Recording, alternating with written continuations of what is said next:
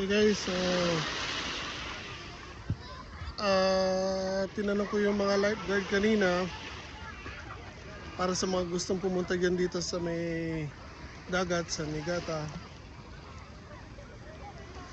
Kashiwazaki.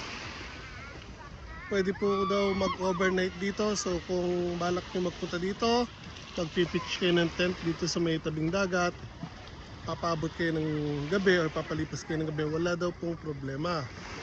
Ang ano lang doon is wala na daw lifeguard pagdating ng gabi, pero hindi po daw bawal ang mag-camp dito. So tinanong ko po sa lifeguard, yung lifeguard mismo ang nagsabi basta wala daw gagawin na delikadong bagay, hindi daw po bawal mag-camping dito sa tabi ng dagat. So again, ang pinagbabawal lang po dito ay yung magba-barbecue kayo dito, bawal po yun.